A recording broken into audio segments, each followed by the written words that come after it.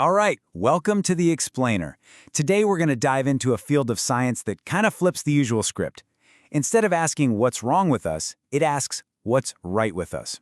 It's a journey into the heart of what makes us happy, resilient, and, well, human. You ever get that feeling, that quiet little hum in the background? That sense that even when things are okay, there's still something more out there for you. If you felt that, you're not alone. It's a deeply human thing. Maybe it hits you in a quiet moment, just like this, when you're just looking up at the sky or sipping a coffee and your brain just goes, okay, how do I make my life not just fine, but genuinely fulfilling? That very question, that's our launchpad for today. And it turns out there's a whole field of science dedicated to answering that question. It's called positive psychology. It was really put on the map around the year 2000 by its founder, Martin Seligman.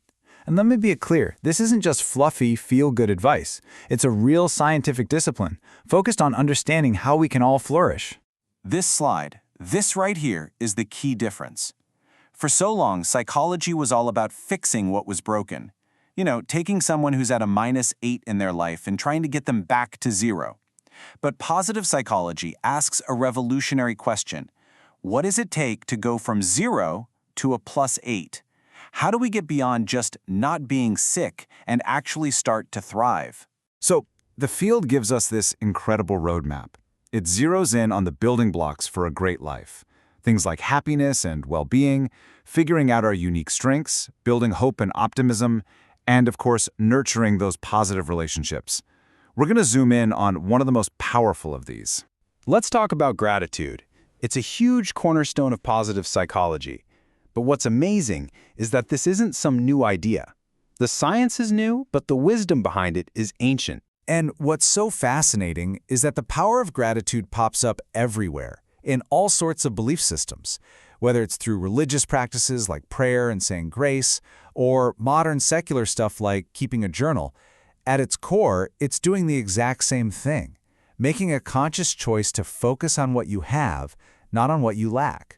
I mean, take a look at Sarah's story. She's an office worker and she was already practicing gratitude through her weekly prayers. But then she decided to add a simple gratitude journal to her routine, and the effects just stacked up. Her stress went down, and she actually started feeling more joyful at work. It's a perfect example of how these two paths can work hand in hand. Now, stories like Sarah's are awesome. They're really inspiring. But this is science, right? So you gotta ask the tough question. Is this just a nice feeling, or can we actually measure the difference it makes? Well, the data is pretty mind-blowing. Let's just start with this one number, 25%. Just let that sink in for a second. What on earth could get 25% better just from a simple shift in mindset? Your life's satisfaction. That's what. A major study in 2020 found that when people regularly practice gratitude and lean into their personal strengths, their overall satisfaction with life can shoot up by as much as 25%. I mean, that's not a small tweak. That is a huge, measurable leap in your well-being. And it doesn't stop there. The ripple effects are massive. Look at this. We're talking about a 30% increase in how close you feel in your relationships, a 20% boost in your performance at work, and even a 20% reduction in symptoms of depression. These are the areas of life that really, really matter. So that 20% improvement in work performance, what does that actually look like in the real world?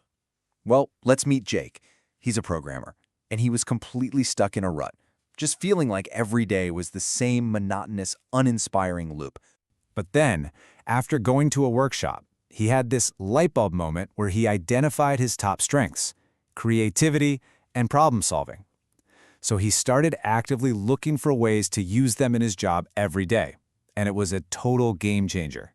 His work went from being a drag to something he was genuinely excited about.